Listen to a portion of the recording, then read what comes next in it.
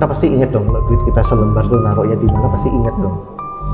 Itu nggak ada. Sampai aku akhirnya keinget, apa jangan-jangan tadi pagi itu tuyul ya aku lihat. Si Pak Sutri ini kan sini kasurnya dia, sini jendela. Nah si istrinya itu ngelihat genderuwonya itu ngintip ke dalam di jendela itu. Setinggi itu mas, lantai 2. Nah kalau dia buka kamar, dia ngelihat kuntilanak lagi duduk, lagi ngayun-ngayunin kaki itu di lantai 1.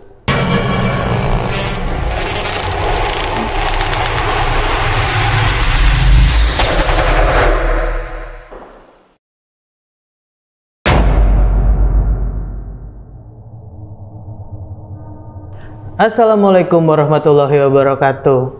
Selamat datang di Narasi Misteri sama gue Randy Mulya. Dan seperti biasanya nih, gue mendatangkan seorang narasumber yang punya pengalaman horor. Dan kali ini terjadi di kosan tempat dia tinggal. Nah kita langsung aja ngobrol sama narasumber kita kali ini. Halo Mas Jendro. Halo. Sehat Mas? Alhamdulillah sehat Mas. Nah Mas, kan gue pernah lihat tweet di Twitter yang heboh banget tentang lo pengalaman di Malang ya. Nah, ini yang berbeda Ya, pengalaman betul. kedua apa kesekian nih yang ini? Sebenarnya kesekian Mas, kesekian. Okay. Cuman yang aku tulis di Twitter kan nggak semuanya ya. Jadi belum sempat lah intinya. Kapan-kapan lah aku tulis lagi. Yang kalau kali ini aku mau ceritain sebagian dari kosanku yang di Tangerang Selatan. Jadi aku dari Malang kerja keterima di Serpong, Tangsel. Nah, aku ngekos di kosan ini. Sebenarnya bukan kosan pertama juga, udah beberapa kali pindah. Tapi pengalaman ini yang paling gokil sih menurutku. Oh, dan banyak kejadian di kosan ini ya? Ada beberapa Mas, ada beberapa. Ini terjadi kurang lebih di tahun berapa Mas? Ini yang pengen aku ceritain. Sebenarnya aku ngekos di sini nggak lama Mas, sekitar setahunan lah. Jadi ya dalam rentang waktu setahun itu aku ada beberapa kejadian. Dan gitu pindah aja. juga gara-gara hal ini atau enggak? Salah satunya. Salah satunya sih. Nah kita tahan dulu ceritanya nih Mas.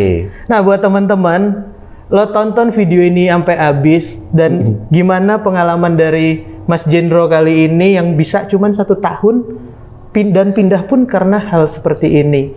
Dan buat kalian jangan lupa yang punya pengalaman pribadi, lo juga bisa ceritain di Narasi Misteri. Tinggal DM ke Instagramnya Narasi Misteri atau klik link yang ada di deskripsi di bawah. Dan di sepanjang video ini ada artwork yang digambarkan langsung oleh timnya Narasi Misteri tentang sosok apa aja yang dilihat atau dialami sama narasumber yang datang ke sini. Dan jangan lupa follow akun TikTok Narasi Misteri karena di sana ada konten-konten yang berbeda dari YouTube dan Instagram. Ya udah, kita langsung dengerin pengalaman dari Mas Jendro kali ini. Karena di dunia ini bukan cuma kita yang nempatin.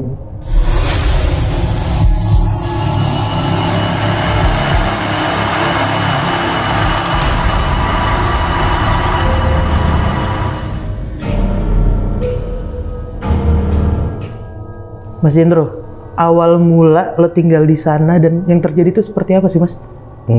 Oke, jadi gini, aku kan seperti tadi yang aku bilang, aku dari Malang itu langsung pindah ke Serpong, Tangsel. Jadi di awal Januari 2015, syukur alhamdulillah aku terima kerja di Serpong. Nah, tapi waktu itu aku nggak langsung ngekos di tempat ini, jadi aku beberapa kali pindah. Tapi nggak ada yang macam-macam ya, maksudnya yang horor menurutku yang di sini ini. Jadi ceritanya di tahun 2020, tepatnya di Februari 2020, sebelum masa pandemi itu ya. Jadi aku nyari kosan baru. Kosan yang lama tuh gak enak lah intinya. Gak enak, kurang asik lah. Nah, terus di Februari 2020 aku nyari kosan. Nah, sebenarnya yang nyari itu mantanku ya. Jadi waktu itu aku punya cewek, nah itu mantanku lah. Dia nyari kosan. Aku tuh tinggal bareng tapi beda kamar gitu ya. Jadi waktu itu dia ngelihat iklan di salah satu media iklan kos-kosan, khusus kos-kosan. Dari beberapa ketemu kosan ini. Nah, kosan ini tuh agak masuk. Maksudnya agak masuk tuh beda dari kosanku sebelumnya. Kosanku sebelumnya kan masuk ke klaster-klaster gitu kan. Nah, kosan yang ini masuk ke kampung. Waktu aku lihat ke situ kok masuk jalanan kampung. Ya udahlah, lihat dulu. Yang penting harganya cocok, tempatnya oke. Aku sih nggak ada masalah. Mau klaster, mau kampung nggak ada masalah ya Mas ya. Pas ngelihat malam-malam sama dia, wih, kosannya gede nih. Terus kita alhamdulillah ada yang jaga kan. Nah, waktu ada yang jaga kita tanya, kosannya ini baru ya Pak? Karena kelihatan banget dari catnya, dari bangunannya masih bersih Mas. Kebetulan ternyata kosan itu baru dibuka Desember 2019. Sedangkan aku masuk Februari 2020. Nah, karena harganya cocok, terus kosannya tuh juga luas Mas. Bukan rumah, maksudnya bukan rumah yang dijadiin kosan, tapi memang dibangun khusus untuk kos-kosan. Nah, kosannya itu ada 2 lantai. Ada 3 lantai. Nah, mantanku itu di kamar bawah lantai 1, kamar paling depan lantai 1, sedangkan aku di lantai 2, kamar paling depan. Kenapa aku milih itu? Karena aku tuh suka kamar yang kena sinar matahari langsung, jadi kan lebih enak ya. Terus di depannya tuh ada balkon juga, jadi aku cuman kamar itu doang yang kebagian balkon. Jadi kamar lain tuh nggak ada balkonnya, dan kamar lain tuh jendela sama pintu itu hanya ngadep ke lorong. Sedangkan kamarku karena paling ujung, aku punya 3 jendela dan 1 balkon, jadi kamarku paling enak lah. Nah, cocok nih, udah baru, terus kamarnya pun luas. Jadi kamarnya itu ada dapur pribadi sama ada kamar mandi dalam. Nanti kita bisa tampilkan layoutnya ya mungkin ya. Nanti ada layoutnya juga. Nah, jadi karena udah aku cocok harganya, aku cocok tempatnya juga masih baru, ya udahlah nggak mikir apa-apa lagi kan ya. Aku nggak nyari tahu lah, terserah mau masuk kampung apa gimana, yang penting aku nyaman. Toh juga parkiran untuk mobil luas.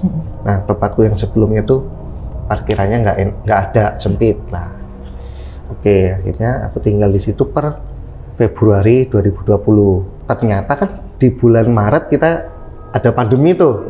Ada pandemi. Kemudian kantor udah mulai WFA di akhir Maret kalau nggak salah, akhir Maret itu mulai WFH. Aku nggak mikir macam-macam kayak kosanku yang di Malang, karena kan ini bangunan baru gitu kan. Apa sih yang harus kita khawatirkan dengan bangunan baru gitu. Jadi ini tuh kejadianku tentang pengalaman pertama kaliku mungkin melihat sosok yang dinamakan tuyul. Ngelihat H-2 sebelum puasa. H-2 sebelum puasa. Jadi kalau nggak salah itu tanggal 20 April 2020. Nah, itu kan WFH ya Mas. Karena WFH, jadi kan ritme kerja kantoran kan pasti macam-macam ya. Nah, kalau untuk divisiku kan kebetulan manajerku tuh yang workaholic banget. Jadi kita tuh vikon bisa sampai malam, benar-benar sampai malam. Karena WFH, jadi aku nggak perlu bangun pagi untuk kantor kan. Jadi ya udahlah, begadang tuh hal yang biasa menurutku. Buat aku juga nggak ada masalah juga. Kita biasa itu vikon sampai jam 11 sampai jam 12. Nah, biasanya selesai vikon itu aku biasanya langsung kerjain buat besoknya, biar aku besoknya bisa bangun agak siang. Nah, jadi kejadiannya itu anggaplah aku pas selesai vikon sama teman-temanku satu tim, selesai vikon jam 12, anggaplah jam 12, aku masih ngedesain. Aku biasanya sih ngedesain sampai jam 3 pagi. Nah, pas jam 3 itu udah capek. Besok seenggaknya aku bangun jam 9. Tidur 6 jam kan cukup lah ya, tidur 6 jam, bangun jam 9. Yaudah, tutup laptop. Tapi kan nggak bisa langsung tidur ya, namanya bocah kan. Terus yaudahlah main HP dulu. Main HP, scroll. Itu sampai sekitar menjelang subuh. Menjelang subuh, tapi belum azan subuh ya. Jadi posisi kamarku itu nanti kita tunjukin di layoutnya. Aku tiduran ya, masih main HP itu tidak di tempat bedhead, jadi bukan di dekat bedhead. Biasanya kan orang di bedhead ya, tapi aku sebaliknya karena supaya dekat sama kabel sambil ngecas HP. Nah, aku tiduran sambil main gini kan. Nah, jadi ini kepalaku, yang ulah ini kepalaku. Sini meja kerja, meja aku kerja. Nah, di sini colokan HP-nya. Nanti muncul, nanti ditampilin lagi. Nah, waktu main HP ini, pas menjelang subuh, aku tuh kayak ngelihat, tiba-tiba tuh ngelihat kayak anak kecil ya Mas ya. Lihat anak kecil yang tingginya tuh setinggi meja, jadi sekitar 60 cm, tapi anak kecilnya itu nggak pakai baju. Jadi waktu kita kan tiduran gini, nah kita kan pasti dari ekor mata tuh agak kelihatan ya. Nah di situ tuh ngelihat anak kecil lari. Nah tapi larinya itu bukan lari yang kenceng, lari kayak maling yang ngendep, tapi ya agak cepet gitu, gitu. Tingginya itu setinggi meja, dan kelihatan kalau dia itu nggak berambut dan apa namanya, kulitnya tuh putih pucat.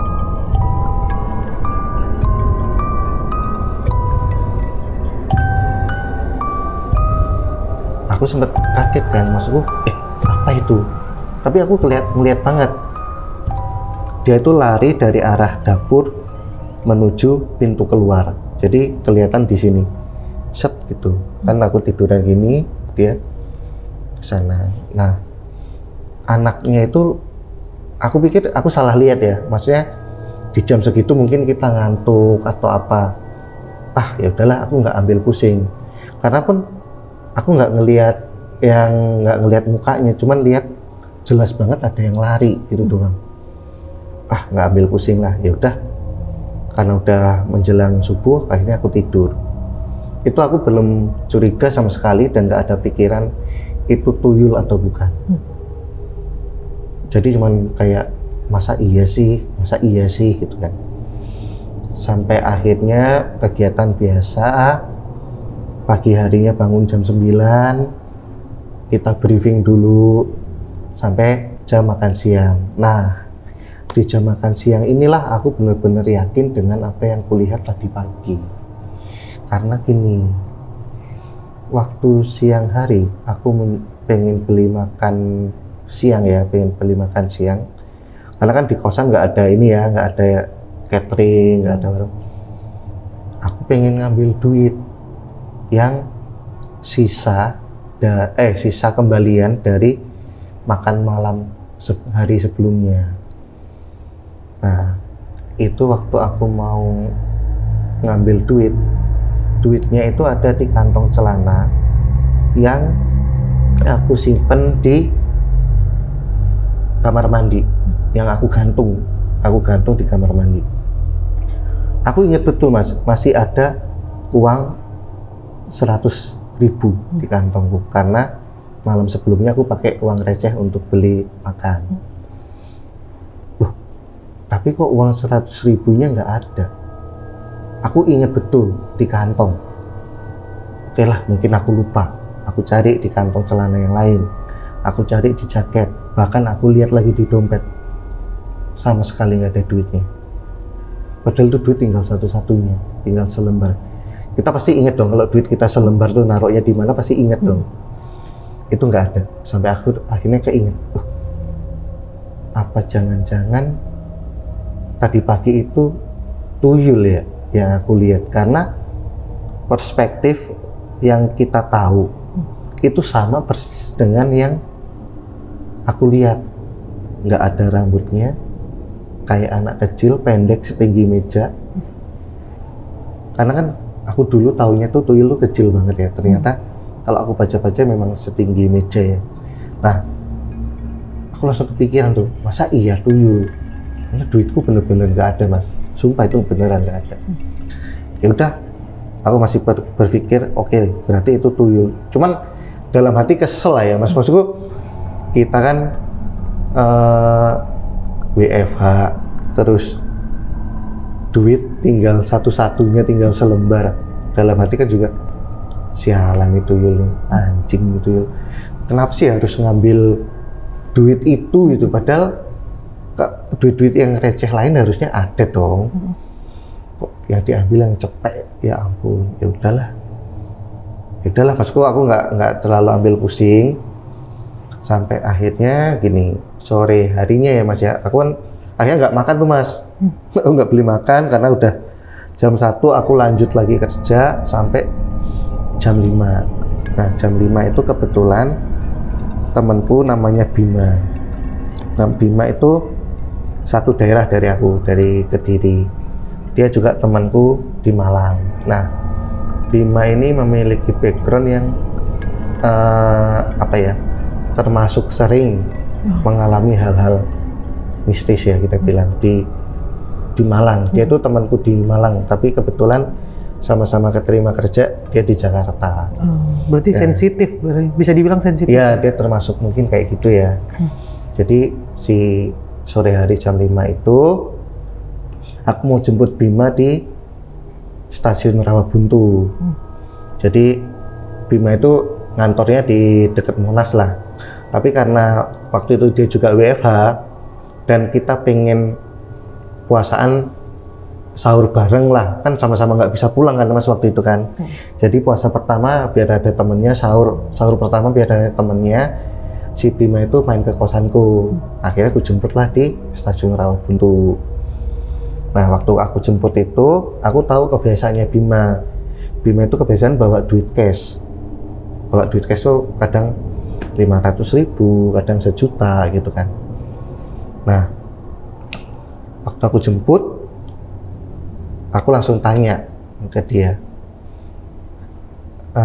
Teh, kamu bawa duit cash berapa? Aku tanya gitu. Dia ngomong, aku cuman bawa 500. Gitu kan. Emang kenapa? Dia nanya gitu. Oh, gak apa-apa. Ada tuyul di kosan. Nah, dia tuh nggak ngetawain aku mas, maksudnya karena mungkin dia udah terbiasa kan pengalaman waktu di Malang kayak gitu. Dia langsung, mukanya tuh langsung serius. Wah, seriusan? Iya, aku habis ngeliat tadi pagi dan duitku hilang. Ngomong gitu. Dan duitku hilang. Cuk, hilang biru cuk, hilang berapa gitu? Cuman 100 sih, cuman cepet aku bilang itu. Makanya aku tanya, kau bawa duit banyak atau enggak? Ya enggak sih, untungnya aku cuman bawa 500 gitu. Cuman bawa 500. Ya udah kalau gitu. Si Bima tuh semangat tuh. Ya udah kalau gitu nanti malam kita jagain yuk. Kalau bisa kita tangkap, kita pukulin aja dia gitu kan. Pikirku tangkap tuyul gimana sih? Ah ya udahlah nantilah kita, mungkin bercandaan dia doang gitu kan. Nah akhirnya kita pulang itu kan berarti tanggal 22, 23 ya berarti. Nah malamnya itu kita sengaja pengen nungguin itu tuyul. Pengen kita tuh pengen nungguin. Jadi kita sengaja begadang mas. Sambil begadang tuh kita nelpon temenku yang namanya Kusuma. Kusuma itu aku ceritain di thread juga, yang thread sebelumnya. Kusuma itu adalah temanku di Malang juga, yang dia indigo. Nah waktu di Malang dia memang tidak mempelajari hal-hal kayak gitu. Nah sekarang dia udah mulai mulai belajar lah. Akhirnya itulah kenapa alasannya aku sama Bima itu nelpon temanku yang Kusuma, ini aku sama Bima lagi di kosanku, aku habis ngeliat tuyul dan duitku hilang, kira-kira cara nangkalnya gimana ya, atau enggak syukur-syukur kalau bisa kita tangkap. Nah, si Kusuma ketawa dong. Wah, ngapain sih mau nangkep tuyul kayak gitu. Udah, nggak usah ditangkap. Yang penting ditangkal aja. Nah, sama si Kusuma dikasih caranya lah. Maksudnya kan kalau kata orang tuyul itu kau kasih garam atau kau kasih apa namanya mainan untuk ngecoh dia supaya nggak ngambil duit. Udah tuh kita siapin tuh malam sama beberapa bacaan Al-Quran ya sesuai kepercayaan kita ya. Nah terus akhirnya kita begadangan, kita tungguin Mas dengan persiapan yang ala kadarnya itu ya, kita tungguin nggak datang tuh Mas. Berarti itu kan tanggal 23 dini hari, 23 ya udahlah nggak datang, ya udah kita aktivitas seperti biasa. Paginya kerja lagi Vicon, aku kerja, Bima kerja di kamarku. Dah terus kita malamnya tuh gini, kita ngopi tapi ngopi di mana, orang PSBB kan waktu itu kan, semua tempat tutup. Yaudah kita ngopi ke dekat teman kita yang di Geraha Raya Bintaro. Temanku itu namanya Iwan. Nah kita ngopi, yuk kita kasih tahu Iwan, yuk kita ngopi dekat rumahnya Iwan aja. Ya udah ntar malam ya si Iwan kontak, yuk ngopi yuk gitu. Udah malamnya kita ngopi lah, biasa ngopi, tapi kan PSBB nggak boleh sampai malam banget ya Mas ya. Waktu itu aku inget tuh kita pulang jam 10 apa setengah 11 malam lah, tapi belum nyampe jam 12. Kita ngopi bertiga, aku cerita tuh soal kejadian tuyul tuh ke si Iwan ya percaya nggak percaya gitu kan, mukanya skeptis lah biasa. Siapa sih yang hari gini percaya duit dicolong tuyul tuh siapa gitu. Nah, terus sampai akhirnya udah jam 10 dari kan udah kelihatan tuh mobil-mobil patroli Mas, kan nggak boleh sampai malam, bahkan kalau bisa semua disuruh tutup kan. Dulu kan nongkrong dikit aja suruh pulang, nongkrong pulang. Patroli itu udah ada tuh, ya udah pulang. Aku ingat tuh belum nyampe jam 11 karena waktu akhirnya kita pulang. Waktu kita pulang itu besoknya itu udah puasa Mas. Hari Jumat itu udah puasa tanggal 24 April. Nah waktu mau pulang itu si Bima ngomong, mending kita cari sahur sekalian daripada nanti pagi-pagi kita nyari sahur sulit karena kan PSBB lagi kan. Ya udah Bim, mampir Indomaret aja lah, kita beli mie instan atau cemil-cemilan atau roti atau apa kek gitu kan. Ya udah mampirlah ke Indomaret. Nah di Indomaret itu Indomaret Melati Mas, aku ingat. Beli di Indomaret itu pakai uang kembalian ngopi Mas. Jadi kita nggak ngeluarin duit nominal gede, intinya duit yang udah pecah lah, 20.000, 10.000, 5.000 seadanya itu. Kita beli makanan, beli susu gitu kan, buat sahur nanti malam. Nah nyampe pulang udah siapin tuh, tapi kan aku pasti ngelanjutin ngedesain ya, entah ngedesain, entah ngegame. Kita tuh lupa Mas sebenarnya kalau kita tuh punya misi pengen nangkal ada tuyul. Sebenarnya kita lupa sama sekali. Kita lupa karena kita ingatnya kan cuman mau sahur ya, persiapan. Pas jam sahur kita sahur seperti biasa, makan, nge-vape, ngobrol biasa sampai nunggu subuh gitu kan. Nah itu kan Jumat, besoknya Sabtu kan nggak ada kerjaan kan. Jadi memang kantor diliburkan puasa pertama tuh. Jadi ya udahlah, nggak ada tanggungan harus bangun lebih pagi kan. Kadangan tuh sampai subuh kita tidur, bener-bener lupa sama tujuan kita tuh pengen nangkal tuyul itu ya. Kita tidur. Nah, siangnya aku mau ngisi angin motorku kan kempes ya, badannya kempes. Aku ingat semalam tuh aku masih punya duit 50.000 di kantong celana, lagi-lagi polos dong, namanya orang lupa. Ke kamar mandi, aku rogoh-rogoh, kok duitku nggak ada.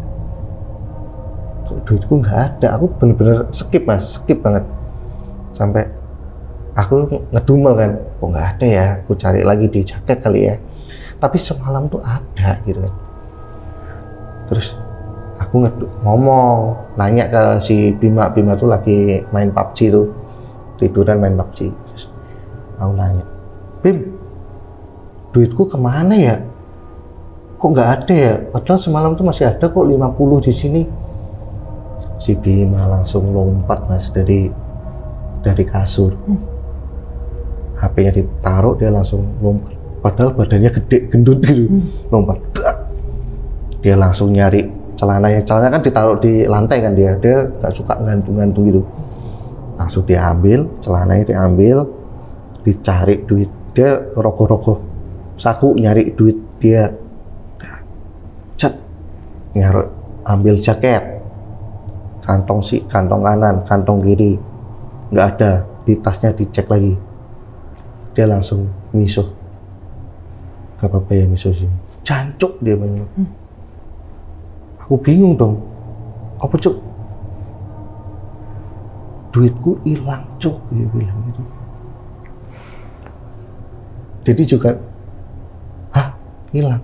Colong tuyul cuk, dia bilang gitu. Aku langsung keinget, oh iya ya. Baru inget tuh. Aku baru ingat kalau aku pun juga baru kemalingan tuyul kemarin lusa. Aku lah, ya ampun Bim, kok kita lupa ya Bim ya. Berarti duitku yang di kantong celana 50.000 hilang. Duitnya Bima 100.000 disimpan di kantong jaket juga hilang. Tapi duit-duit yang lain mas, 5.000, 10.000 itu masih ada 2.000. Yang 500.000 tadi?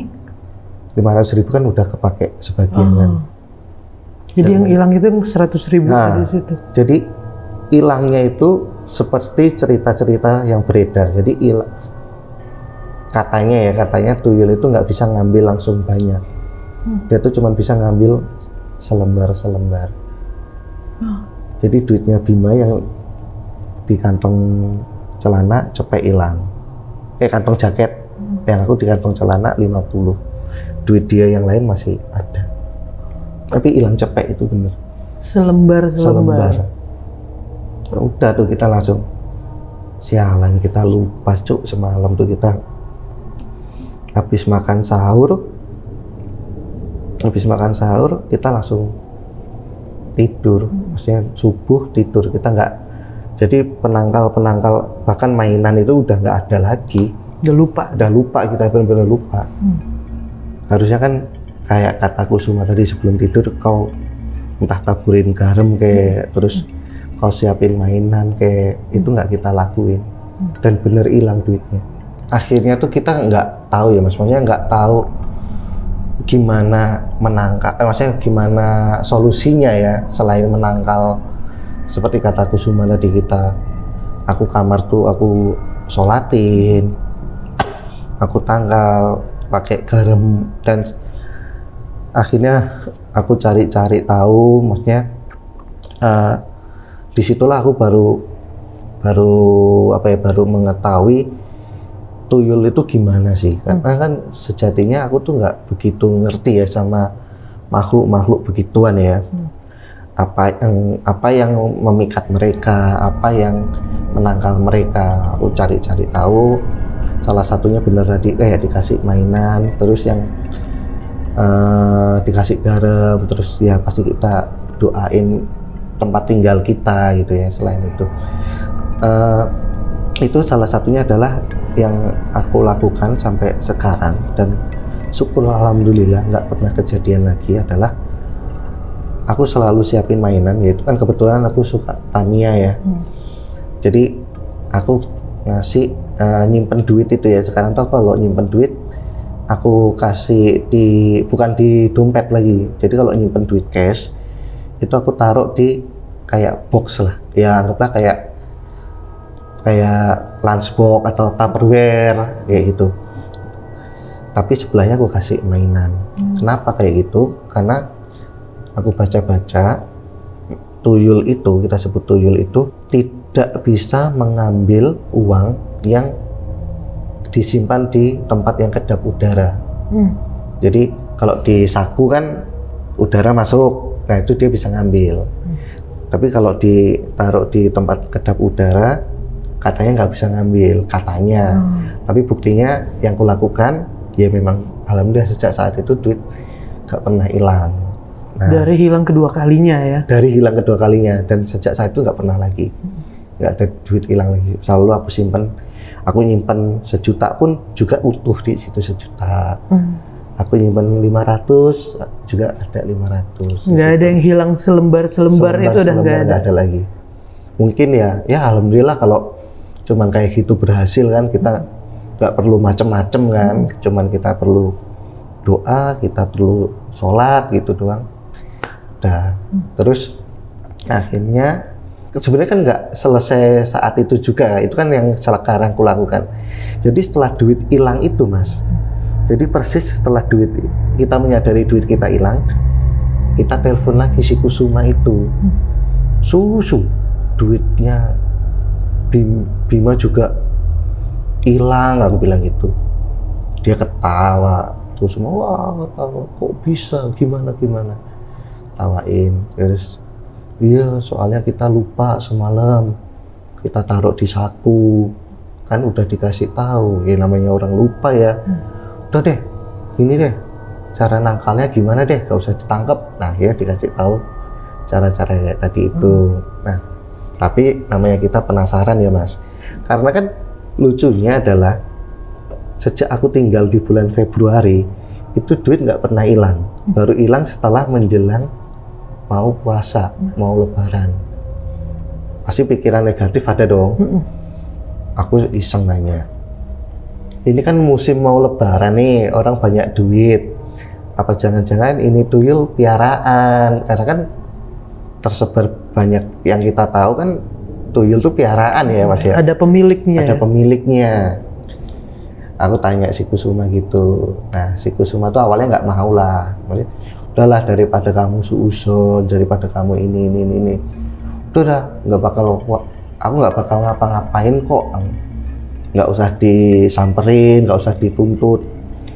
Iya ngapain sih orang duit ya cuman cepek 50 kan aku, terus si Bima cepek gitu kan.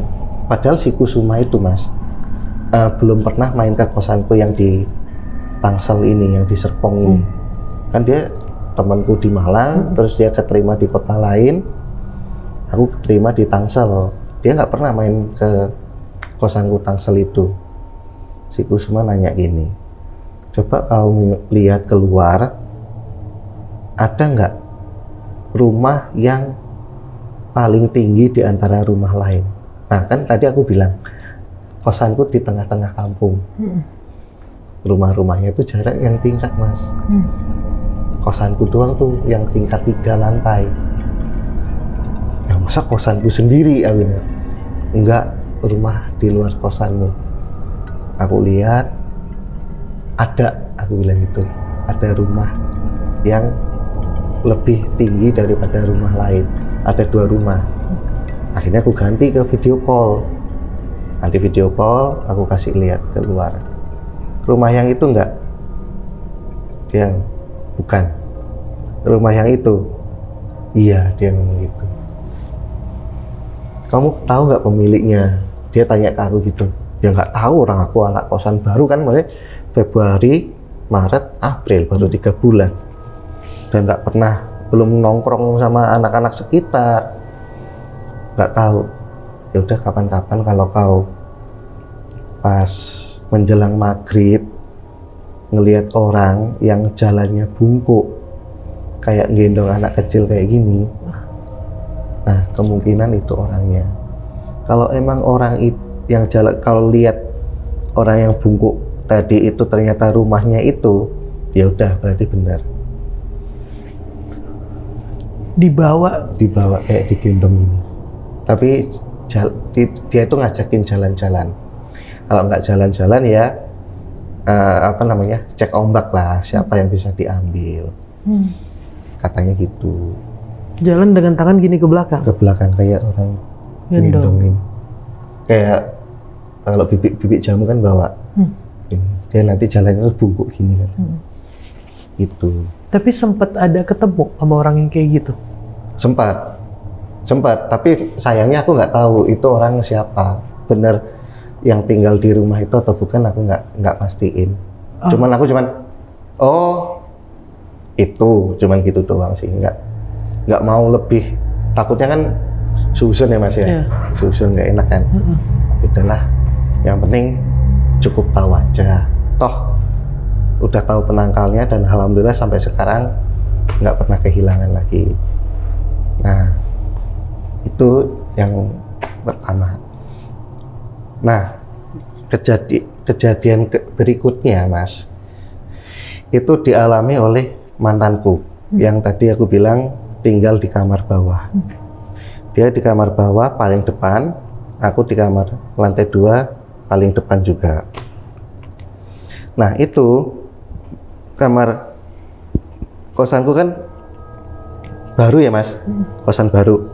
Depannya itu parkiran motor, depannya jalan kampung, depannya lagi lahan kosong. Bukan lahan tak bermilik ya, lahan punya orang, rumahnya itu di sampingnya lahan kosong itu. Itu tanamannya cukup tinggi lah ya, cukup rimbun lah. Nah, suatu ketika lagi-lagi si Bima itu tidur di tempatku. Dia udah tidur tuh, aku masih asik baca thread di Twitter. Kebetulan aku baca thread horor tuh, ya emang salah juga ya, malam-malam baca thread horor. Udah merinding Mas, merinding si Bima udah tidur. Wah, ya udahlah, pengen aku sudahin tuh, soalnya udah jam 2:30. Tiba-tiba WhatsApp bunyi dari mantanku itu. Mantanku tuh nge-WhatsApp kayak gini, tolong liatin di depan itu ada yang ngeliatin ke sini tuh maksudnya ke kosan. Di depan ngeliatin ke sini.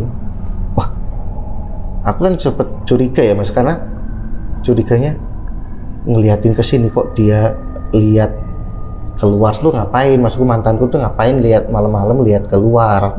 Aku sempat berpikir positif itu adalah maling. Jadi aku tanya, manusia atau bukan? Aku tanya gitu kan. Berharapnya kalau maling tinggal kita bawa pentungan, tinggal kita teriakin. Nah kalau bukan, mau apa coba? 2:30 Mas. Bener dong, dia jawab, bukan Mas. Mampus kan? Sampai aku anjrit, 2:30 bukan manusia. Terus apa dong kalau bukan makhluk begituan? Terus dia WhatsApp lagi, Mas cepetan, dia semakin mendekat, matanya merah, bukan ini, matanya merah ngeliatin ke sini. Itu dia, jadi ceritanya tuh dia tidur, tahu-tahu kebangun, ngintip luar, ngintip jendela, dibuka gorden, ada yang ngeliatin dari kebun kosong itu tadi, dari seberang. Ternyata kayak gitu. Nah, aduh, aku kan takut ya Mas. Cepet Mas liatin. Gue bilang, lu gila, gue pengen ngeliatin begituan jam segini, cuk. Mas buruan, dia mau kesini Mas, dia gitu kan. Emang gue punya apaan? Aku tuh nggak indigo, aku tuh bukan anak yang religius banget, bahkan bacaan-bacaan untuk menghalau makhluk-makhluk begitu itu aku nggak ngerti, Mas. Terus mesti gimana dong? Waduh, ya udahlah aku kumpulin keberanian dulu ya, aku bilang gitu kan. Aku lihat dari korden, takutnya nanti tahu-tahu dia nongol di depan jendela, kan nggak asik ya.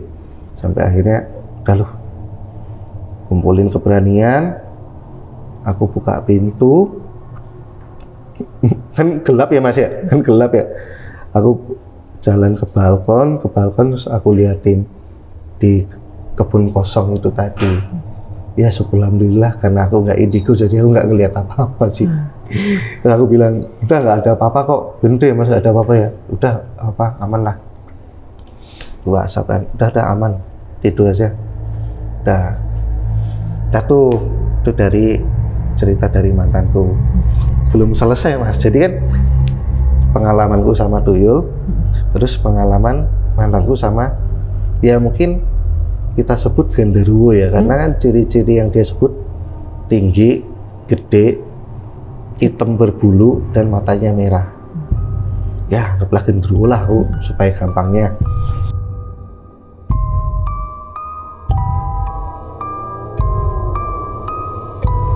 Akhirnya itu kan cerita ya udahlah kita simpan sendiri kan, sampai akhirnya beberapa berjalannya waktu, terus aku tuh kenal sama depan kamarku, Pak Sutri depan kamarku.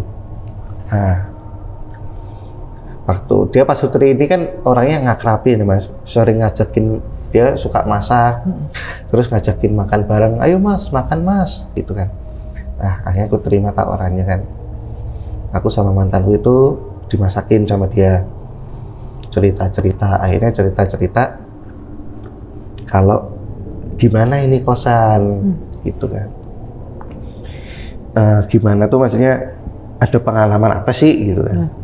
Karena si Pak Sutri ini ngelihat mantanku ini kayaknya agak-agak indigo. Si Pak Sutri ini mungkin juga indigo juga ya, aku juga nggak begitu ngerti lah. Nah si Pak Sutri ini ngomong, kalian pernah ngalamin apa di sini? Aku ceritain lah pengalamanku soal kecolongan duit sama tuyul tadi tuh. Terus pengalaman mantanku ngelihat genderuwo tadi itu. Terus dia bilang, oh iya benar. Si Pak Sutri itu ngomongnya, betul, benar yang kalian lihat. Serius Mbak? Serius Mas? Gitu kan. Kita nanya kan, emang kalian pernah ngalamin atau kalian tahu cerita-cerita? Kan mereka tinggal lebih dulu ya. Mereka tinggal lebih dulu daripada kita. Terus dia cerita, ternyata si istrinya itu pernah ngelihat genderuwo juga. Posisinya, ini kan kamarku, ini kamar Pak Sutri itu. Nah, bedanya kamarku tuh kan ada balkonnya. Pak Sutri ini enggak, dia kamarnya lebih luas, jadi lebih menjorok sejajar sama balkon.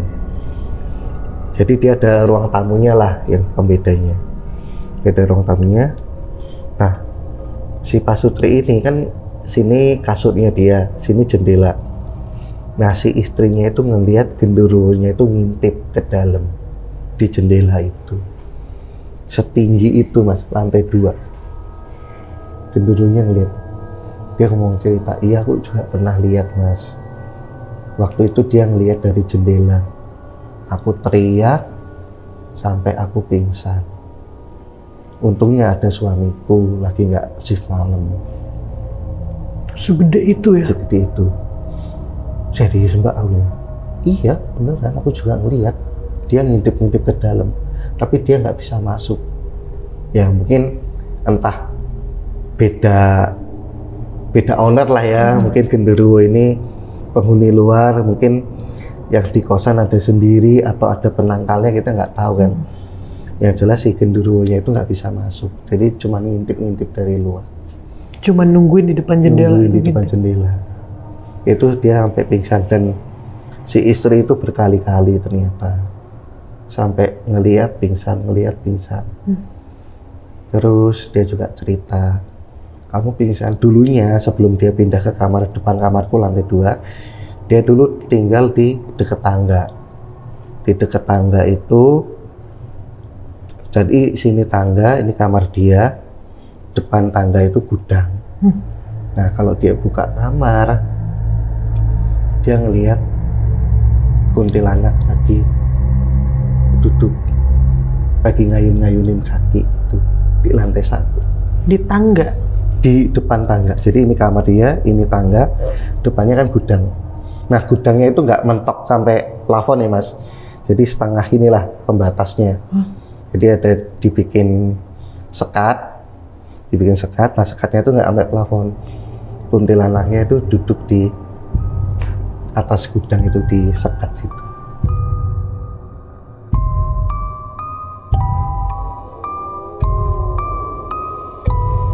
Dia sering pindah situ, dia juga pingsan di situ. Makanya dia pindah ke kamar atas. Di kamar atas malah ngelihat genderuwo itu tadi. Dia kayak gitu. Oh, terus yang cerita tuyul ternyata kata suaminya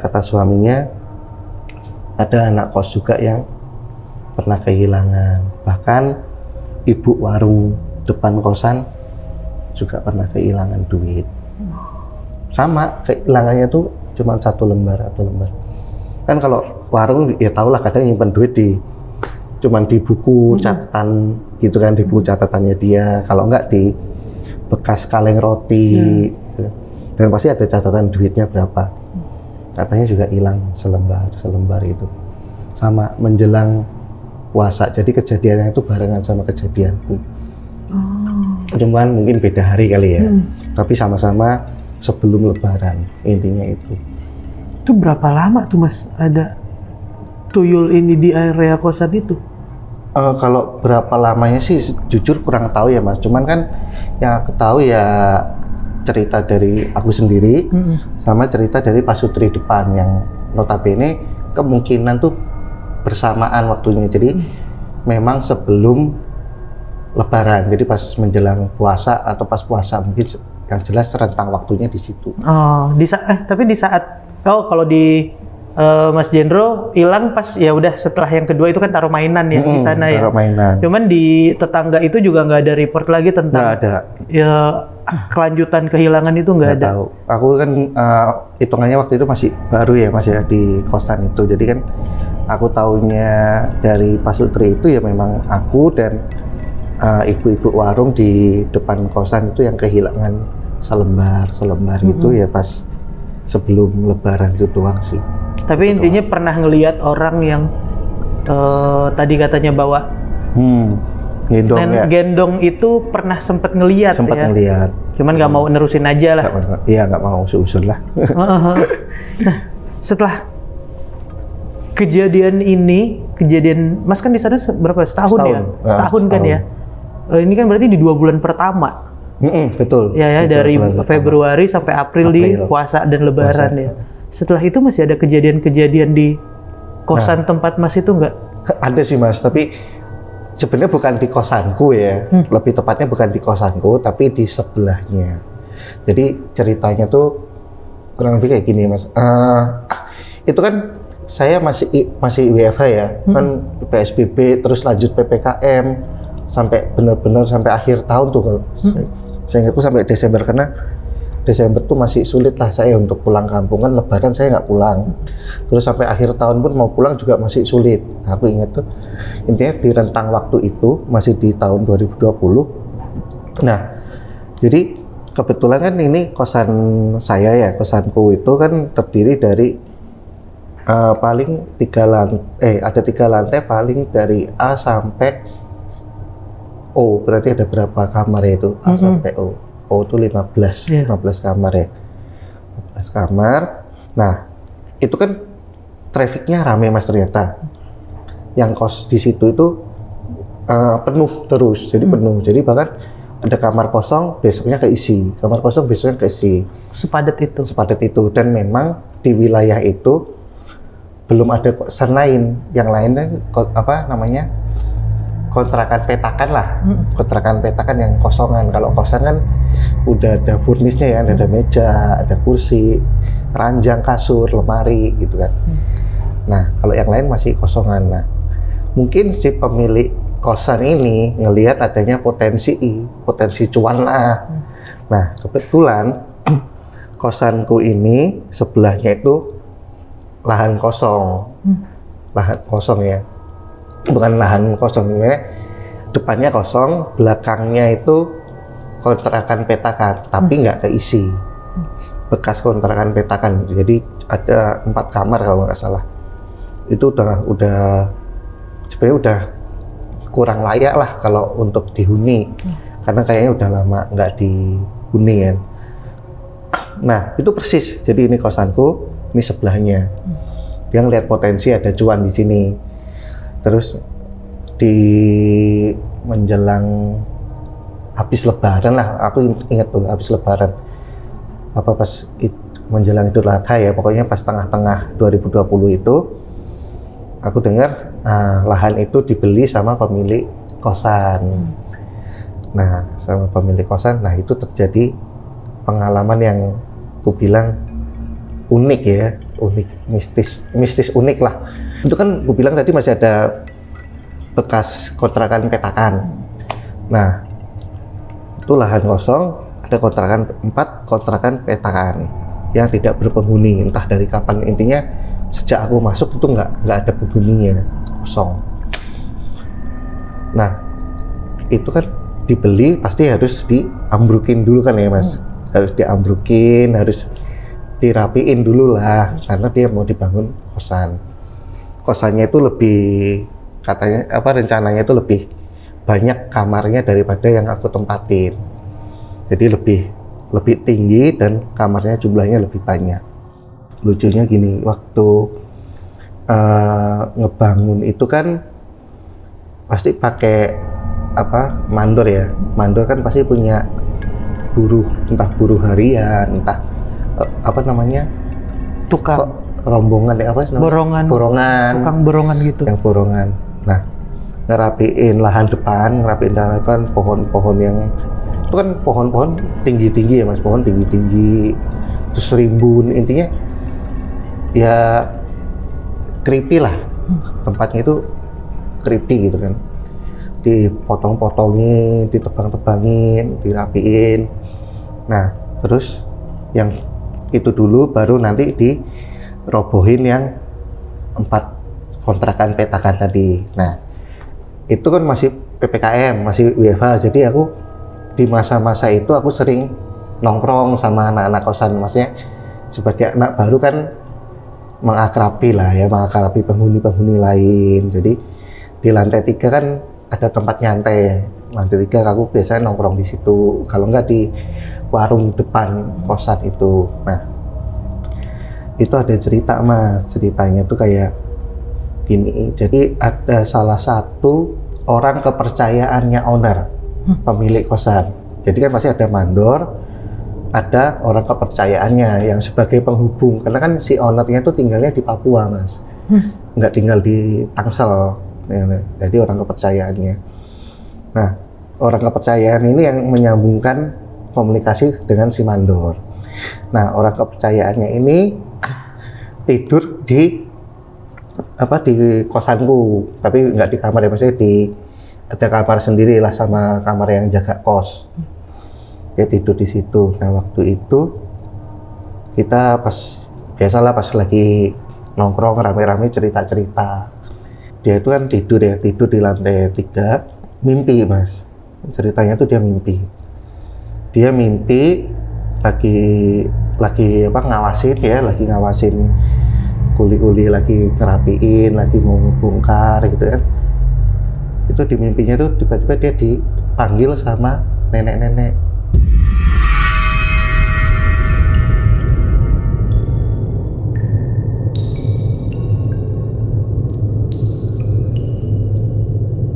Kamu siapa? Neneknya gitu.